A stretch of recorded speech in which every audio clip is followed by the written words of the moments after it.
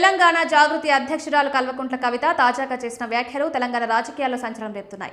త్వరలోనే తాను సొంతంగా రాజకీయ పార్టీ ఏర్పాటు చేయబోతున్నట్టు కవిత మరోసారి స్పష్టం చేశారు. ఈ పార్టీ ఏర్పాటు ప్రక్రియ 3 నెలల్లో పూర్తయ్యే అవకాశం ఉందన్నారు. జూబ్లీహిల్స్లోని తెలంగాణ జాగృతి కార్యాలయంలో మీడియాతో చిట్ చాట్ సందర్భంగా ఆమె కీలక ప్రకటన చేశారు. బీఆర్ఎస్లో కీలక పాత్ర పోషించిన కవిత నిజామాబాద్ ఎంపీగా ఎమ్మెల్సీగా సేవలందించారు. ఎమ్మెల్సీ పదవికి రాజీనామా చేసి ప్రస్తుతం స్వతంత్రంగా రాజకీయ కార్యకలాపాలు కొనసాగిస్తున్నారు. త్వరలోనే కొత్త రాజకీయ పార్టీ ప్రకటిస్తారని గతంలోనే వెల్లడించారు. తాజా వ్యాఖ్యలతో ఈ ప్రక్రియ వేగంగా ముందుకు వెళ్తున్నట్లు స్పష్టమవుతోంది. ఈ సందర్భంగా తెలంగాణ రాజకీయాల్లో పెరుగుతున్న విమర్శల స్థాయిపై కవిత తీవ్ర అసంతృప్తి వ్యక్తం చేశారు. తెలంగాణ చరిత్రలో కేసీఆర్కు ప్రత్యేక స్థానం ఉందని, ఆ చరిత్రను ఎవరూ చెరిపేయాలని స్పష్టం చేశారు.